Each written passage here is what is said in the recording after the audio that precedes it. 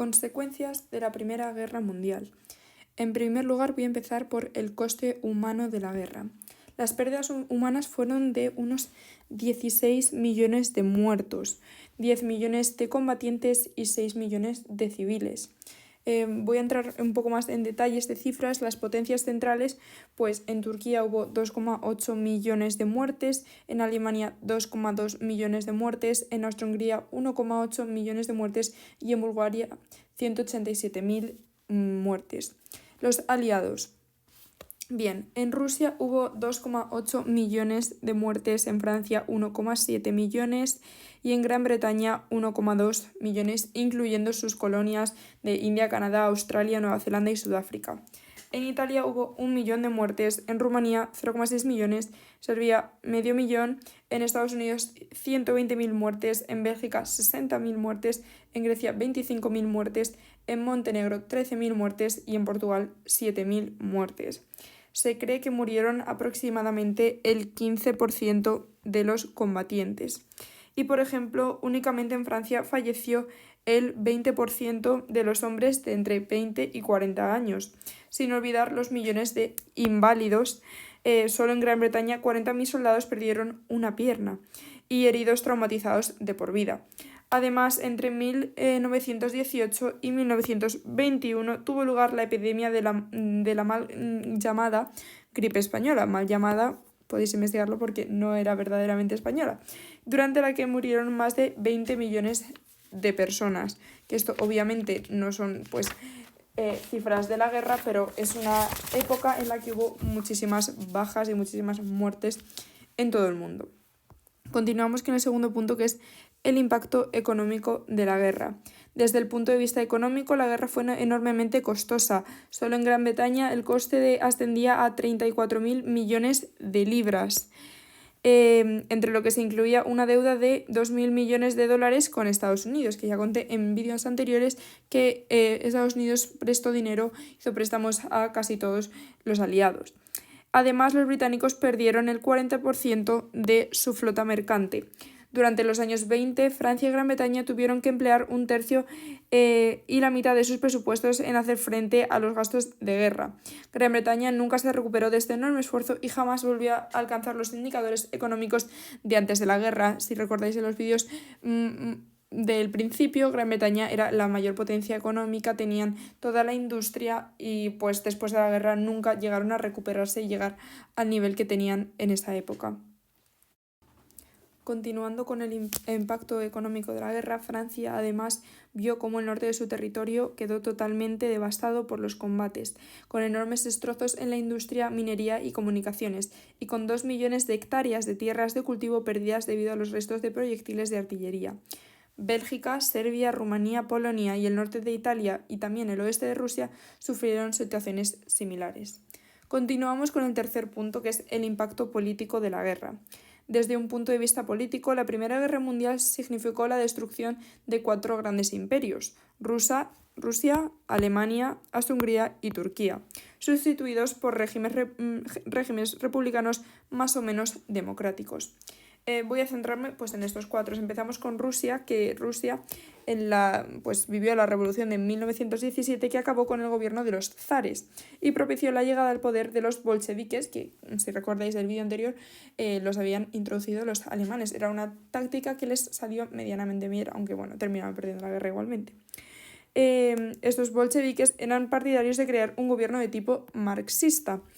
Esta idea era rechazada por parte de la población, lo que provocó el estallido de una cruenta guerra civil que duró desde 1918 hasta 1922. Es decir, salieron de la Primera Guerra Mundial para adentrarse en una guerra civil. Continuamos que en Alemania, que el Kaiser Guillermo II huyó a Holanda el 9 de noviembre y propició esta huida la proclamación de la llamada República de Weimar, que tuvo que enfrentarse al estallido de una revolución de tipo socialista que afectó a varias regiones como Baviera o Berlín. Siguiente es Austria-Hungría. En Austria-Hungría, el emperador Carlos I renunció al trono el 11 de noviembre y se proclamó la República en Austria. Al mismo tiempo, Hungría se separó para convertirse en un nuevo país independiente, siendo su ejemplo imitado por el resto de territorios del antiguo imperio. Así que ya no tenemos Austria-Hungría, tenemos Austria y Hungría por separado. Continuamos por último con Turquía.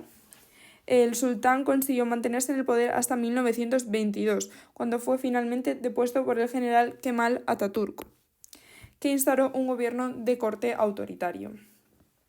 Y ahora que ya he hablado de estos cuatro potencias que más sufrieron, continuamos con lo que pasaba fuera de Europa. La situación fuera de Europa era radicalmente diferente. El gran vencedor de la guerra fue Estados Unidos, que ocupó de forma definitiva su papel de superpotencia económica, haciéndose con el control de la mayoría del comercio internacional y superando ampliamente en la producción industrial a sus antiguos competidores, que eran Alemania y Gran Bretaña. Además, el gobierno norteamericano se convertía en el mayor prestamista mundial, ya que la mayoría de las potencias aliadas tenían enormes deudas con él. Todo esto os debería sonar ya de antes. Sin embargo, la opinión pública estadounidense no tenía una visión tan optimista de las cosas. Una vez terminada la inicial euforia bélica, el sentimiento predominante era que Estados Unidos no debía volver a involucrarse en los problemas europeos y que la participación en la Primera Guerra Mundial había sido un error. El sentimiento aislacionista creció y la mayoría de la población creía que había que centrarse en los problemas internos, aumento de la conflictividad laboral que se había causado y el desarrollo de un violento anticomunismo que también existía en el país, al igual que había un crecimiento en las tensiones raciales y la epidemia de la gripe también les estaba afectando. Y por tanto pensaban que había que centrarse en sus problemas y olvidarse del resto del mundo. Y también es importante mencionar a Japón, que fue otro de los grandes beneficiados por la guerra. Su economía vivió un fuerte impulso y consiguió hacerse con el control de múltiples mercados en Asia y América del Sur, además de conquistar la mayoría de las colonias alemanas en China y el Pacífico. Por tanto, si nos damos cuenta, los grandes vencedores, por así decirlos, aunque realmente no hay vencedores en lo que es la guerra, fueron Estados Unidos y Japón. Digo que no hay vencedores porque sufrieron bajas, obviamente todos, pero sin embargo pues lograron sacar ventajas económicas de esta guerra. Continuamos con los problemas de la paz, que es el punto 4. Las negociaciones para llevar adelante un tratado de paz internacional fueron dominadas por los llamados tres grandes. En Francia, pues enviaron a Clemenceau, que era el presidente, en Gran Bretaña a Lloyd George, que era el primer ministro, y en Estados Unidos pues enviaron a su presidente, que era Wilson. Del resto de las potencias aliadas, solo Italia jugó un papel a tener en cuenta. Si bien la actuación de Vittorio Orlando, que era su primer ministro de Italia, se centró exclusivamente en intentar que su país consiguiese la mayor cantidad posible de territorios. Pero claro, Italia tampoco había hecho gran cosa en la guerra. Wilson fue el primero en estructurar un programa coherente sobre cómo debían de ser las negociaciones de paz. Wilson, recordemos, el estadounidense. En un discurso en el Congreso el 8 de enero de 1918, donde enunció sus famosos 14 puntos. Os voy a nombrar los 14 puntos, ¿vale? El primero dice abolición de la diplomacia secreta. Segundo, libre navegación marítima en paz y en guerra. 3. Libre comercio internacional. 4. Desarme de todos los países. 5. Descolonización. Siguiente, retirada de las tropas alemanas de Rusia, restauración de la independencia de Bélgica, devolución de Alsacia y Lorena a Francia. Las fronteras entre Austria e Italia debían basarse en el principio de nacionalidad. Autodeterminación para los pueblos de Austria-Hungría. Acceso al mar para Serbia. Autodeterminación para los pueblos del Imperio Otomano y libre navegación por los estrechos del Mar Negro. Independencia de Polonia con acceso al mar.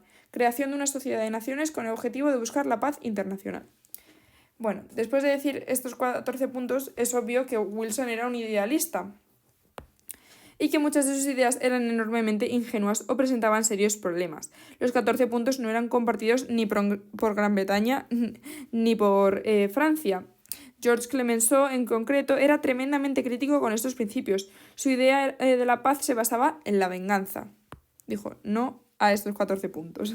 Su intención era convertir a Alemania en un país que nunca volviese a ser una amenaza para Francia. Esto incluía el desarme germano, pero no el francés, obviamente, pero además el pago de enormes reparaciones de guerra con el objetivo de cubrir las deudas francesas y debilitar la recuperación alemana.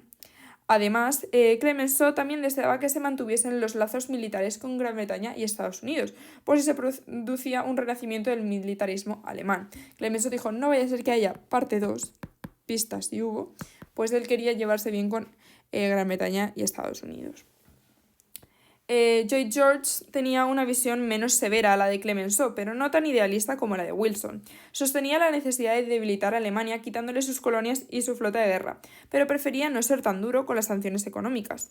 Lloyd George opinaba que una Alemania fuerte convenía a los intereses británicos, ya que podría servir como un escudo ante la amenaza comunista en Rusia y un importante socio comercial para el futuro. Sin embargo, Lloyd George siempre tuvo que tener en cuenta la opinión pública británica más proclive a la venganza que defendía Clemenceau. Es decir, el británico pensaba que era buena idea pues tampoco ser tan duros con Alemania porque así lo mismo conseguían pues ventajas económicas en el futuro, pero claro, todo el mundo en Gran Bretaña estaba muy enfadado por lo ocurrido en la guerra y ellos querían venganza igual que Clemenceau. 5. El armisticio de 1918. El 11 de noviembre de 1918 cesaron los combates en el frente occidental y Alemania firmó un armisticio, que es un alto al fuego, con los aliados. Este armisticio era provisional hasta que se pudiese llevar adelante los auténticos tratados de paz, pero ya indicó cuáles iban a ser las intenciones futuras de los británicos y franceses, y sus condiciones fueron las siguientes. Os las he resumido en este dibujo, pero os voy a contar. La primera: evacuación alemana de las zonas que aún ocupaban en Bélgica, Francia, incluyendo Alsacia y Lorena. También retirada de las tropas alemanas al este del Rin y ocupación por las tropas aliadas de esta zona, incluidas cabezas de puente sobre el río. O sea, adiós a los alemanes en todos los territorios que no eran considerados alemanes por los aliados. Las tropas alemanas además debían establecerse a 10 kilómetros al este del río Rin, dejando este territorio como un terreno neutral. Yo he puesto aquí como distancia de seguridad. Y por último, Alemania debía entregar su flota de guerra a Gran Bretaña, así como si fuese un regalo, incluidos todos sus submarinos, y también debía desmantelar su fuerza aérea y ceder a los aliados todas sus ametralladoras.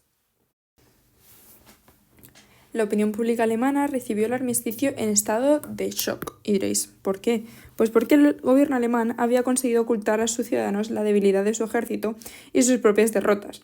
Los alemanes no entendían cómo era posible que después de ocupar Bélgica, el norte de Francia, Serbia y Rumanía y de haber derrotado a los rusos la guerra, hubiese terminado con su derrota.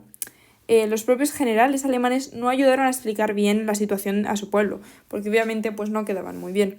Hindenburg declaró que Alemania podía haber continuado la lucha con esperanzas de lograr la victoria y que el problema había sido la falta de confianza del gobierno alemán en su ejército.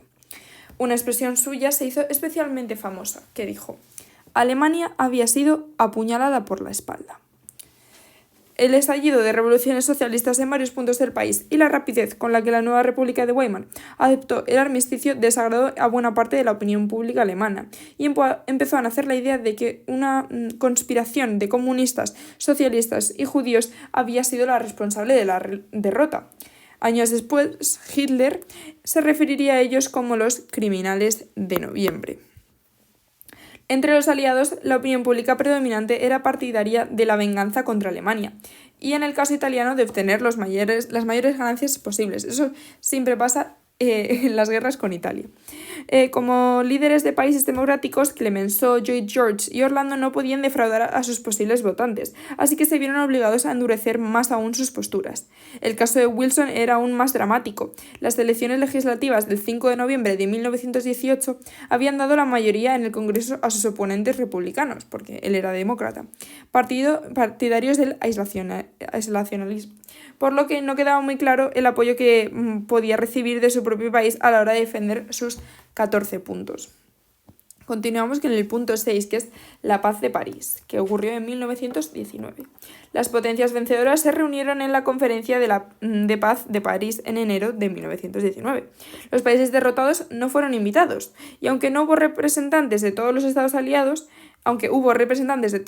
aliados y no de los derrotados, fueron Francia, Inglaterra y Estados Unidos los que decidieron que la mayoría de los temas pues los iban a decidir ellos. Finalmente se firmaron 5 tratados de paz, que os los he puesto aquí. El Tratado de Versalles con Alemania, el Tratado de Saint-Germain con Austria, porque ya lo recordáis, Austria-Hungría ya no, Tratado de Trianon con Hungría, Tratado de Neuilly con Bulgaria y el Tratado de Sèvres con Turquía. ¿Cuáles fueron las consecuencias de estos tratados? aparecieron nuevos países en Europa Central. Y también en Europa Oriental. Y a partir de los, pues ¿cómo surgieron estos nuevos países? Pues a partir de los imperios austrohúngaros y rusos, que según el principio de pues autodeterminación podrían decidir si ellos eran parte de esos países o eran nuevos países. ¿Y cuáles son los nuevos países que pues aparecen? Finlandia, las repúblicas bálticas, Polonia, Checoslovaquia, Hungría, Austria, ya os he contado antes esos dos, Albania y Yugoslavia, y estaba formada por la unión de todos los pueblos eslavos del sur alrededor de Serbia. Francia por fin recupera Alsacia y Lorena después de tanto tiempo pidiéndola.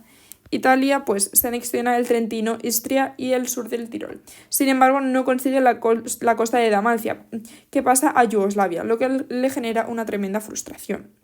Alemania pierde pues amplias zonas de Prusia y Silesia, que pasan a ser de Polonia. Además, queda partida en dos para dar salida al mar a Polonia a través de Danzig, una ciudad alemana que se convierte en un enclave internacional gobernado por la Sociedad de Naciones.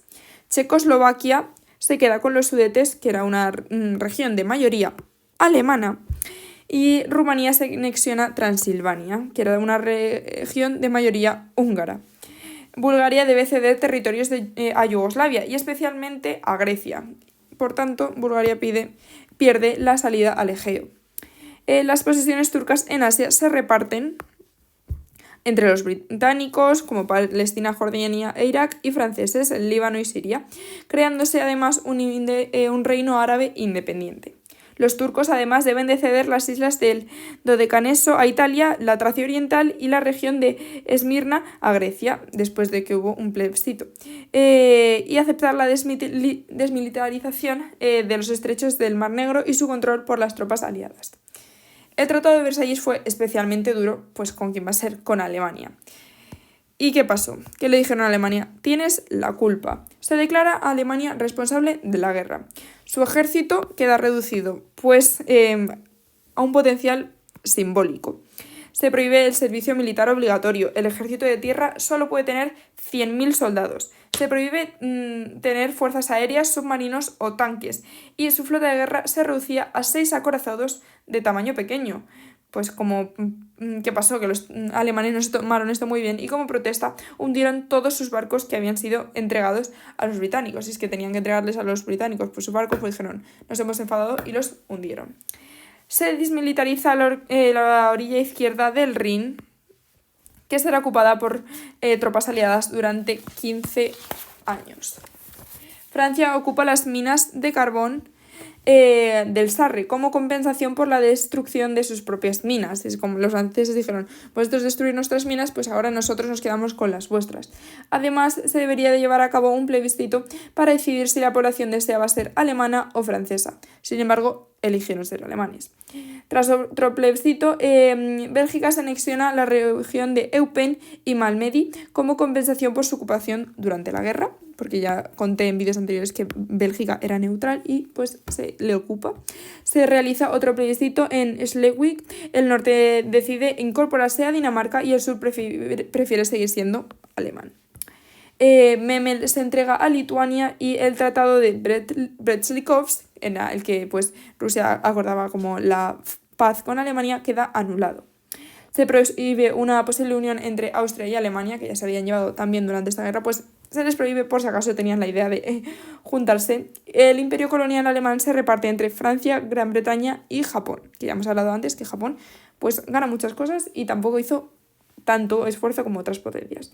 Se obliga a Alemania a pagar una cuantiosa reparación de guerra como compensación por la destrucción de Bélgica y el norte de Francia, y para hacer frente a las pensiones de viudedad orfandad de los soldados aliados muertos durante la guerra. Después de un agrio debate, en 1921, las reparaciones de guerra fueron cifradas en 6.000 millones de libras. También, pues, como última cosa, se le excluye a Alemania de la Sociedad de Naciones. Austria recibió un trato pues similar. a Alemania. Su ejército se vio reducido tan solo a 30.000 hombres, o sea, también pasaron de mucho a poco. Las reparaciones de guerra fueron también muy elevadas y el país quedó en bancarrota, por lo que la Sociedad de Naciones tuvo que hacerse cargo del Ministerio de Economía austriaco en 1922. Sus pérdidas territoriales fueron enormes y se convirtió en un país de muy pequeño tamaño, o sea, antes era así, pues pasó a eso, desapareciendo su gran estatus de potencia. Era como Austria ya no es lo que era antes. A Hungría, pues también le pasó cosas similares. Se le obligó a pagar reparaciones de guerra y tener un ejército únicamente de 35.000 soldados, lo mismo que antes. Los húngaros también perdieron muchísimos territorios y población, quedando reducidos a un 25% de su antiguo tamaño. Además, 3 millones de húngaros quedaron bajo el control de los gobiernos de Yugoslavia, Checoslovaquia, Polonia y especialmente Rumanía. Turquía. ¿Qué pasó con Turquía? Pues Turquía fue el único país que se rebeló con el éxito ante lo decidido en París. O sea, Turquía dijo no y ellos consiguieron algo. Ya os había contado antes pues que en 1922 Kemal Atatürk, uno de los héroes de la batalla de Galípoli, depuso al último sultán y declaró la guerra a Grecia.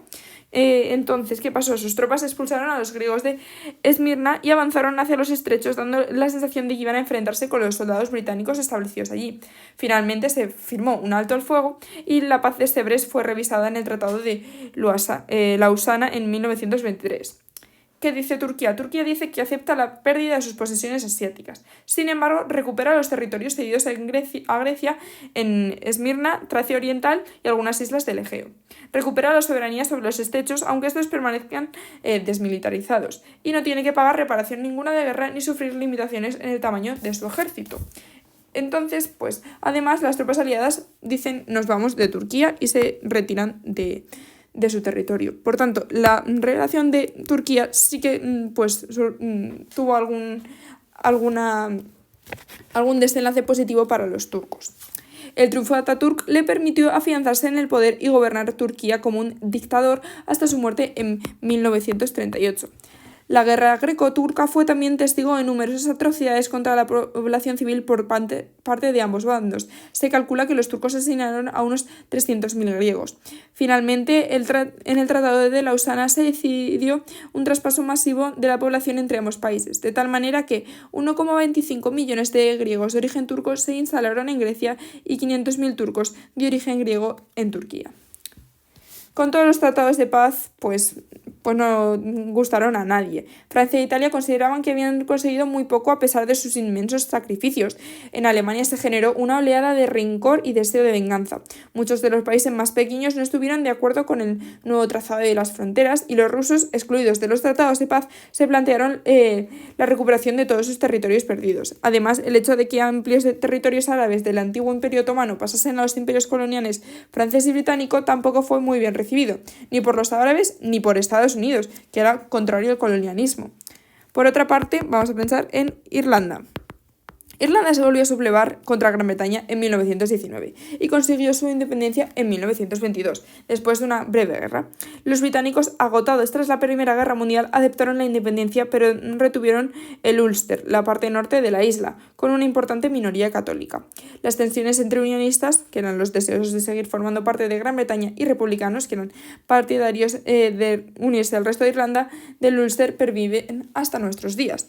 ¿Qué pasó? Que Gran Bretaña había quedado tan agotada que dijo, venga, a que los irlandeses, haced lo que queréis, si queréis ser de Irlanda, si queréis ser de Gran Bretaña, pero nos quedamos el Ulster por si acaso. En general, la sensación que quedó tras los tratados de París fue que los 14 puntos de Wilson habían sido pervertidos. El derecho de autodeterminación de los pueblos solo se aplicó en el caso de los vencedores, y nadie se preocupó por los deseos de los alemanes que quedaron en territorio polaco o checo, o el de los húngaros bajo dominio rumano. Igualmente, la idea del desarme también pareció aplicarse en exclusiva sobre los vencidos, ya que Inglaterra y Francia seguían manteniendo poderosos ejércitos. Estos hechos provocaron un gran desencanto en Estados Unidos. Wilson se retiró de la política tras Versalles y Estados Unidos inició un largo periodo de aislamiento internacional. Como fruto final de la Paz de París, la Sociedad de Naciones se creó en abril de 1919, aunque su sede se situó en Ginebra, Suiza. Inicialmente estaba formada por los vencedores de la guerra y los neutrales. Posteriormente se unirían muchos otros países, aunque algunos se negaron a participar y otros fueron expulsados. El caso más llamativo fue el de Estados Unidos, que nunca formó parte de la Sociedad de Naciones a pesar de ser la idea de su presidente, que era Wilson. Su objetivo era velar por la paz y la cooperación entre naciones, pero sus únicas armas fueron las sanciones morales y económicas. De ahí, pues, fue su fracaso final, ante la aparición de grandes crisis políticas y militares. Pronto se vio que las compensaciones económicas que el Tratado de Versalles imponía a Alemania eran demasiado duras y que comprometían enormemente al desarrollo económico del país y su paz social.